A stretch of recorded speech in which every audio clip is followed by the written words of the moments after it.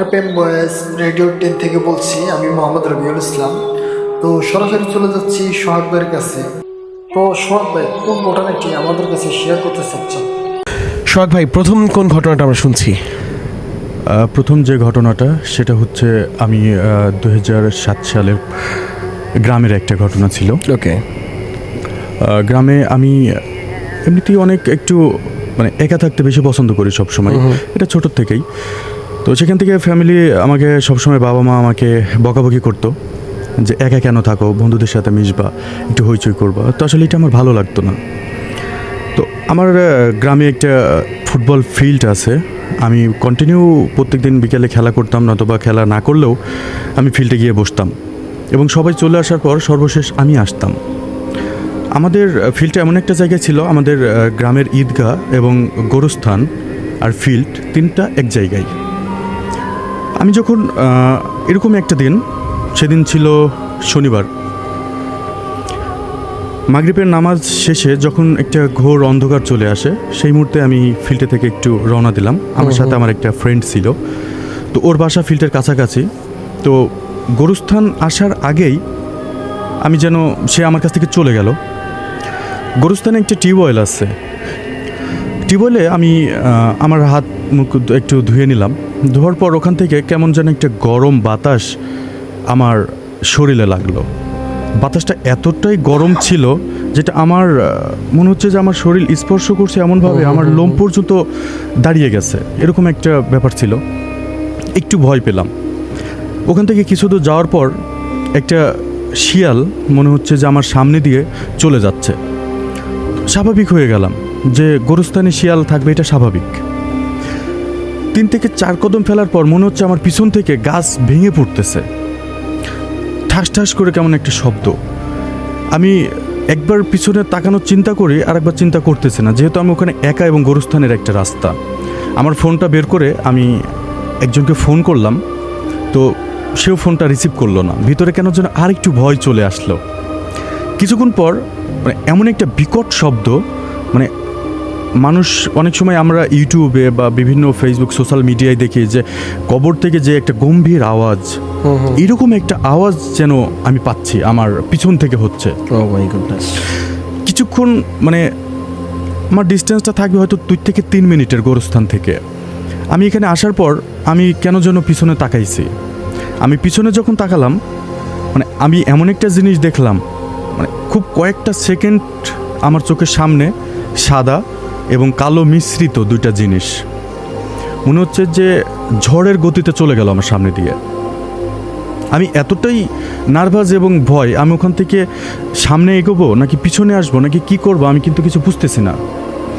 আমার এরকম 3-4টা মিনিট যেন কেটে গেল, আমি ঘামতেছি, আমার চোখ মুখ দিয়ে পানি বের হচ্ছে। এরকম একটা পরিস্থিতিতে আমি আগে কখনো আমি পড়ি নাই। আমি মাঝে মাঝে আল্লাহকে স্মরণ করতেছি, জানলাম আমি একটু সামনে যাই। কিন্তু এতটাই মানে ভয় ভয় একটা সময় ছিল ওই মুহূর্তটা আমার জন্য। আমি বাসার দিকে মুভ না করে আমি আবার, জানি না আমাকে কে নিয়ে গেছে, আমি আবার সেই ফিল্ডে চলে গেছি, ব্যাক করেছি।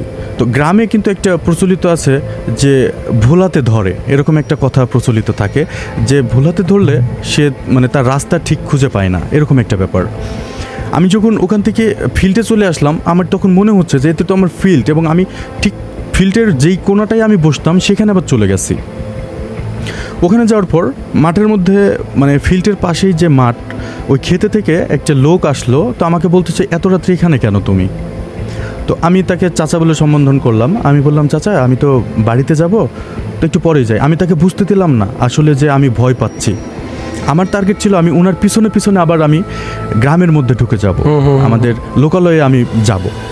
আসলে উনি কে ছিল আমি জানি না, কি আমি ওনার পিছনে পিছনে যখন যাচ্ছি, তো উনি ঠিক ওই টিউবওয়েল পর্যন্ত যাওয়ার পরে উনি হাত মুখ ধুচ্ছে, মনে হচ্ছে আমি একটু ডিস্টেন্সে আছি ওনার থেকে। ওকে। তো আমি কিছুক্ষণ পর আমি এদিকে ঘুরেছি, মানে আমার ভয় থেকে আমি পিছনে একবার ঘুরলাম। পিছনে ঘোরার পরে আমি সামনে তাকে দেখি উনি আর নাই, মানে উনাকে আমি পাচ্ছি না। তো আমি মনে হচ্ছে যে উনি মানুষ ছিল না, এরকম যেন মনে হচ্ছে আমার কাছে। তারপর আমি যেন নিজেকে বিশ্বাস করতে পারতেছি না যে আসলে কি হচ্ছে, কি হলো। 2 থেকে 3 মিনিট পর আমি ওখানে একটা পুকুর আছে, আমার মনে আছে পুকুরের ওপরে কে যেন বসে আছে। মানে এতটাই নিজেকে আমি যেন মানে ভয়ের মধ্যে সামিল করে ফেলেছি যে এখন যেটাই দেখতেছি সেটাই আমার কাছে ভয় লাগছে। আমি অনেক ডাকার চেষ্টা করতেছি, কিন্তু আমার ভয়েসটা এতটাই নর্মাল ছিল যে আমি স্পিকার নিয়ে ডাকতে পারতেছি না, যে আমি একটু লাউড নিয়ে ডাকবো কাউকে। তারপরও আমি কিন্তু বলতেছি, কেউ কি আছেন, কেউ আছেন এখানে, কে, ওইটা কে, আমি এরকম করতেছি। আমি ওখান থেকে যখন আমাদের ওখানে একটা কৃষ্ণচূড়ার গাছ ছিল, যেটা আছে আমাদের বাড়িতে যাওয়ার আগে এই গাছটাকে অতিক্রম করতে হয়। আচ্ছা। ওখান থেকে আমি গাছটার কাছে আসার পরে এমন একটা জিনিস দেখলাম, আমি ওখানে মাথা ঘুরে পড়ে গেছিলাম। মানে গলায় দড়ি দেওয়া একটা লাশ ও মাই গড ঝুলতেছে, খুবই অস্বাভাবিক। এবং এইটা আমার ওখানে আরও অনেকেই দেখেছে এই গলায় দড়ি দিয়ে ঝুলতে। এবং ওইটা এমন একটা মানুষের রূপ নেয়, ওটা আমার এলাকারই একটা ছেলে, সে ওখানে নাকি অনেক বছর আগে আত্মহত্যা করেছিল ওই গাছটার সাথে। এখানেই নাকি অনেকেই বলে যে এখানে এই জিনিসটা মানে তার আত্মাটা নাকি এখানে থাকে। এগুলো যদিও ভৌতিক একটা ব্যাপার। আমি ওটা দেখার পরে আমি এত জোরে একটা চিৎকার করেছি, যেটা আমার এখনও শুনলে আমার প্রত্যেকটা লোম দাঁড়িয়ে যায়। আমি ওখান থেকে যাওয়ার পর মানে আমি কি হয়েছে এরপরে বলতে পারবো না। আমি প্রায় 10 থেকে 15 মিনিট পর আমি উঠেছি, কিন্তু ওটাতে এতটাই মানে জনশূন্য একটা জায়গা ছিল, যেখানে যে কয়েক ঘন্টার মধ্যে কেউ আসবে এরকমও না, সন্ধ্যার পরে কেউ যায় না, এরকম একটা জায়গা ছিল। অনেকক্ষণ পর যখন আমি উঠলাম, ওঠার পরে আমি নিজে নিজে আমার মোবাইল ফোনের লাইটটা আমি জ্বালিয়েছি। জ্বালানোর পর আমি অনেক জোরে চিৎকার করেছি সেই মুহূর্তে, অনেক জোরে। অনেকক্ষণ পর 2টা লোক আসলো। আসার পরে আমাকে বলতেছে, তুমি কার ছেলে, কোথা থেকে এসেছো, এখানে কেন, এরকম। তো আমি কার ছেলে, আমার গ্রামে, আমাকে প্রশ্ন করার কথা না যে আমি ছেলেটা কার, যেহেতু আমার গ্রামের মানুষ সবাই আমাকে চেনে। তো আমি শুধু বললাম যে আমি ওখানে যাব, ওই বড় মসজিদের কাছে যাব, এরকম একটা কথা আমি বলেছিলাম। তো বললো ঠিক আছে তুমি যাও, এই রাস্তা এখন এখানে কোনো ভয় নাই, তুমি যাও। আমি একটু হাঁটি করে হাঁটতেছি। ঠিক আমার বাড়ির সামনে একটা বড় একটা মসজিদ আছে, মসজিদের আগে একটা পারিবারিক গোরস্থান আছে। গোরস্থানের আসার ঠিক কিছুক্ষণ আগে একটা বড় নারিকেল গাছ থেকে একটা নারিকেল পড়লো ধাপ করে। নারিকেলটা অনেক পাকা একটা নারিকেল ছিল। তো আমি কিন্তু আরও ভয় পেয়ে গেছি, কারণ কিছুক্ষণ আগে আমার সাথে অনেক কিছু ঘটে গেছে। রাইট। না আমি এতটাই ভীতু, আমি যে কাউকে ফোন করব বা যে আমি রাস্তা দিয়ে আসতেছি ওটা একটু মেঠো রাস্তা, আমি মেন রাস্তা দিয়েও আসতে পারতেছি না, কারণ এই দিক দিয়ে আসলে আমার জন্য সুবিধা হবে বাসায় আসতে। ওখানে একটা বড় একটা নারিকেল যেন আমার সামনে পড়লো। তো আমি শুধু আল্লাহকে ডাকতেছি আর আমি কালেমা পড়তেছি যে কি হচ্ছে। আমি মানে পুরাটা অস্থির অবস্থায় ছিলাম। দেন কিছুক্ষণ আসার পরে বাড়িতে ঢুকলাম, আমার শরীর অনেক জ্বর চলে আসলো। আমি মাকে বিষয়টা শেয়ার করলাম যে মা এই ব্যাপার। তো মা তো দেখা যাচ্ছে যে ওই যে হুজুরের কাছ থেকে পানি নিয়ে এসে খাওয়ানো, হুজুরকে একটু ফু দিয়ে নেওয়া। সেই রাত্রে মানে এশার নামাজের পর হুজুর আসলো আমাদের বাসাতে, আসে আমাকে ফু দিল, তারপরে আমাকে পানি পড়ে পানি খাওয়ালো। দেন আমি রাত্রে আমি যখন শুলাম মানে মোটামুটি একটু স্বাভাবিক লাগতেছিল আমার কাছে, কিন্তু আমি ভুলতে পারতেছি না বিষয়গুলো যে আমার কাছে কি হচ্ছে, এতটা কেন হচ্ছে। তখন আমার মা অনেক ছোটোবেলার একটা গল্প শোনালো আমাকে, যে আমি যখন অনেক ছোট ছিলাম, যখন আমার বয়স 5 থেকে 6 বছর, তখন নাকি আমি রাস্তায় মানে আমাদের যে গ্রামের যে বাড়ির থেকে রাস্তায় আমি খেলতেছিলাম দুপুরবেলা। তখন আমাকে নাকি কেউ একজন হাত ধরে নিয়ে যাচ্ছিল, এবং সেটা ছিল একটা আম বাগান। আমাকে রাস্তা থেকে আম বাগানে নিয়ে যাচ্ছে। বিষয়টা আমার মা যখন দেখে, আমার মা তখন অনেক চিল্লাপাল্লা করছিল এবং আমাকে ওখান থেকে নিয়ে আসছে। এরকম মাঝে মধ্যে নাকি আমার সাথে হতো যে আমাকে নিয়ে যাচ্ছে। আমাকে অনেক সময়, আমি ছোট তখন, আমি গাছে উঠা জানি না, অথচ আমাকে গাছের ডালে বসে রাখা হতো। মানে এরকম সিচুয়েশনগুলো মানে ম্যাক্সিমাম সময় মাঝে মধ্যেই বছর বা দেখা যাচ্ছে 6 মাস 1 বছর এরকম টাইমে আমার সাথে ঘটতে থাকে। এটার রহস্য বা এটার কোনো মানে সমাধান আমি এখন পর্যন্ত পাইনি। একদিন পড়ন্ত বিকেল,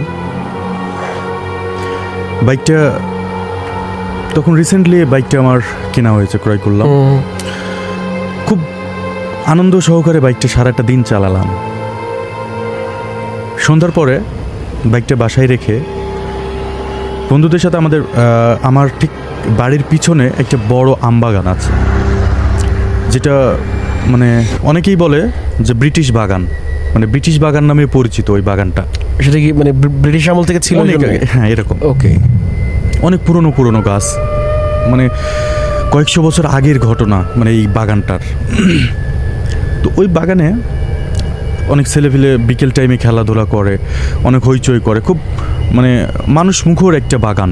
কিন্তু সন্ধ্যার পরে না এই বাগানটাই কেউ যেন যেতে চায় না, মানে অনেকেই নাকি ধাক্কা দেয়, অনেকে পিছন থেকে ভয় দেখায়, মানে কাউকে নাকি তাড়া দেয়, এরকম একটা ব্যাপার আছে।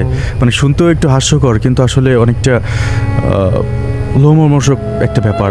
তো আমি ওই দিন সন্ধ্যার পরে আমার একটু ব্যাড হ্যাবিট আছে স্মোক করা। তো বাড়িতে যেহেতু করতে পারবো না, বাবা মার একটা শাসন মার আছেই, তো সন্ধ্যার পরে আমি ওই ঠিক বাগানটাই গেছি। যাওয়ার পরে ওখানে বাঁশের একটা মাচা আছে, বাগানে বাঁশের মাচাটা খুব বেশি দিনের না, নতুন। আমি মাচারটা বসে আমি সিগারেটটা খাচ্ছি। সিগারেটের টান কিছুক্ষণ পর আমার জন্য কেমন গাটা একটু ভারী ভারী লাগছে।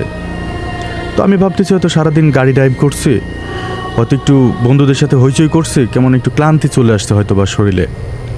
তো সিগারেটটা শেষ না করে তো যাওয়া যাবে না। এর মধ্যেই তানভীর নামের আমার একটা ফ্রেন্ড আছে, ও আমাকে ফোন করলো যে দোস্ত তুই কই? তা বললাম আমি তো বাগানে। কোন বাগানে? ব্রিটিশ বাগানে। ও আচ্ছা আচ্ছা, একটু বস, আমি আসছি। তো আমি তানভীরের জন্য ওয়েট করতে লাগলাম। তো তানভীর আসলো, আমি তানভীরের সাথে কথা বলছি।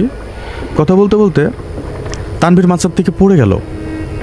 মানে কিছুক্ষণ 2-3 মিনিট আমরা কথা বলতে বলতে মাচার থেকে পড়ে গেল। তো আমি তানভীরকে, কিরে তোর কী হয়েছে, মানে একটু মানে ঠাট্টা মস্কারও করছি, কিরে কিছু খাইছিস নাকি, মানে একটা ফ্রেন্ডদের সাথে আড্ডা থাকে। তো বলছে না দোস্ত, বুঝলাম না মাথাটা ঘুরলো কেন। তখন তাহলে এক কাজ কর, একটু বস। আমরা বসে গল্প করতেছি, মানে অন্য ব্যাপার, যে বন্ধুদের সাথে যে আড্ডাটা জমে আর কি, কেমন যেন আড্ডাটা জমে গেল। তো 5 থেকে 10 মিনিট পর তানভীর চলে গেল। তানভীর বলতেছে দোস্ত তাহলে যা, মানে যে ব্যাপারটা কথা বলা ছিল সেটা শেষ আমাদের। তানভীর চলে যাওয়ার পর আমি মাচার থেকে নামবো, এর মধ্যেই আমাকে কে যেন পিছন থেকে ডাকলো, মানে আমার নাম ধরে ডাকলো যে সোহাগ।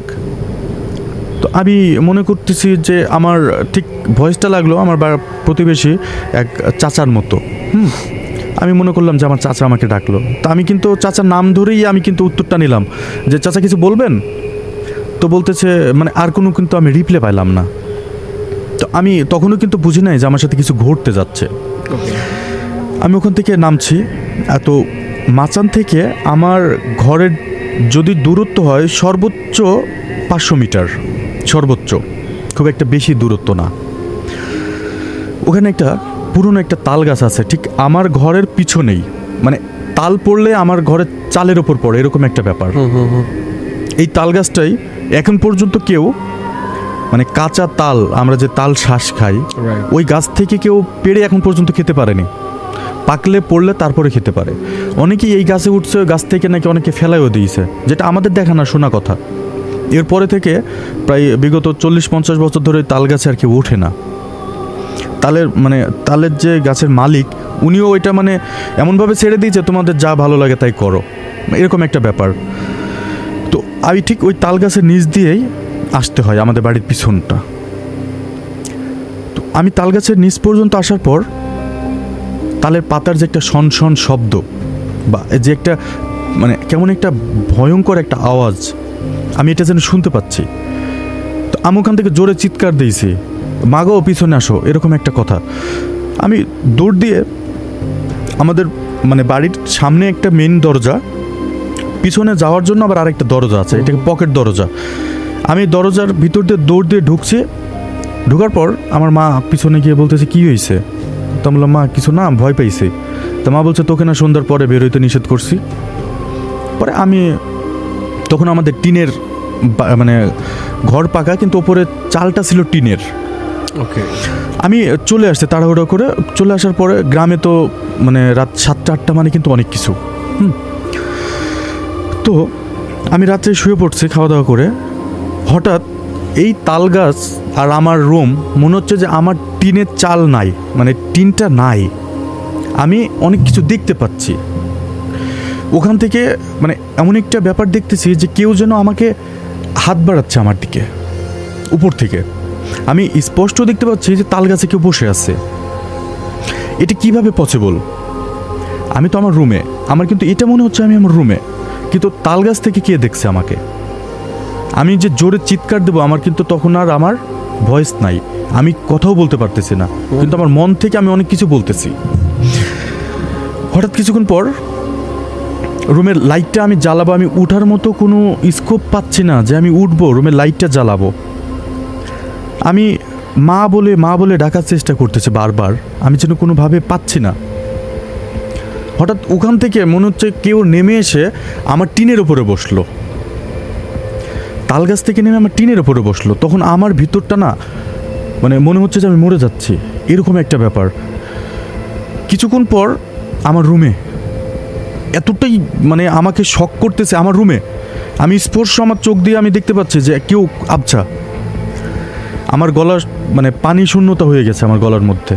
আমি যে পানি খাবো, আমি কাউকে ডাকবো, আমি কিছু বুঝতে পারতেছি না যে কী হচ্ছে, এটা কি হলো আমার সাথে, আমি কেন হচ্ছে। আমি এই প্রশ্নের উত্তর আমি মানে নিজে নিজে আমার বিবেককে করতেছি, আমার মনকে করতেছি, কিন্তু আমি পারতেছি না কাউকে প্রকাশ করে ওই মুহূর্তে ডাকতে। অনেকক্ষণ আমার এদিক দিয়ে, আমার খাটের পিছন দিয়ে এদিক দিয়ে মানে মনে হচ্ছে যে হাঁটতেছে, এই ছায়াটা যাওয়া আসা করতেছে। মানে দোলনায় দোল খেলে যেমন একটা ব্যাপার থাকে, তো এইরকম মনে হচ্ছে যে উঠানামা করতেছে। আমি এত জোরে একটা চিৎকার দিয়েছি মা বলে, অনেক জোরে। আমার মা আবার দৌড়ে আসছে, কি হয়েছে মা, এরকম একটা ব্যাপার, বাট এরকম ব্যাপার তোর সাথে বারবার কেন হচ্ছে, বা মানে অনেক রাত পর্যন্ত দেখা যাচ্ছে মা হাউমাউ করে কান্নাকাটি করতেছে, আমার ছেলের কি হয়েছে, আমার ছেলেকে ভূতে ধরছে, জিনে ধরছে, এরকম একটা কথা, মানে কেমন যেন হয়ে গেছে। তো আমি মাকে ছাড়া আর তখন ওই রাতটা যেন আমি কাটাতে পারতেছি না। হঠাৎ করে আমাদের বাড়ির, আমার টিউবওয়েলের কাছে একটা বেল গাছ আছে। এই বেল গাছটা আমার দাদা সেই সময় রোপণ করেছিল। তো এই বেল গাছের কাছে আমাদের হচ্ছে গ্রামের যেই টয়লেট, এই টয়লেটটা ছিল আমাদের বেল গাছের কাছে। তো রাত্রে যখন আমি এই ঘটনাটা ঘটে গেল, কিছুক্ষণ পর একটু স্বাভাবিক হলাম, আমি রাত্রে ঠিক ওই বেল গাছটার কাছে আসলাম। আমি প্রাকৃতিক ডাকে বেল গাছটার কাছে যখন আসি, আসার পর আমি বসে আছি, আমার পাশে ধাপ করে একটা বেল পড়লো, আমার ডান পাশে এমন জোরে একটা বেল পড়লো, আমি উঠে গেছি, অথচ নাই, বেল নাই। আপনি যখন বসেছিলেন তখন বেলটা দেখছিলেন? বেলটা পড়ছে একবার স্পষ্ট, ধাপ করে উঠছে, বেলটা পড়ার শব্দে আমি উঠে গেছি, বেল নাই। আমি ঠিক বাম পাশে তাকিয়ে দেখি দুইটা সাপ, মানে দুইটা সাপ এমনভাবে মনে হচ্ছে যে একটা সাপের উপরে আরেকটা সাপ মানে বসে আছে, এভাবে একটু ছবল দিয়ে বসে আছে। আমি আবার চিৎকার করছি মা বলে, মা দৌড় দিয়েছে, কি হয়েছে, অথচ ওখানে বেলও নাই, ওখানে সাপও নাই, কি হচ্ছে আমি বুঝলাম না। তো আমার দাদা মসজিদের ইমামতি করেন, উনি 5 ওয়াক্ত নামাজ কালাম পড়েন। আমার দাদাকে মা ডাকলো ওই রাত্রে, দাদা আবার সেই আগের মতোই একটু ফু দিল, দিয়ে আমাকে অনেক দোয়া দরুদ পড়ে আমাকে মানে অনেক কিছু বোঝালো যে আসলে এগুলো কিছু না, এগুলো তোমার মনের ভুল, অনেক কিছু। কিন্তু আসলে কি এটা মনের ভুল? আপনার কি মনে হয়, এটা কি আমার মনের ভুল?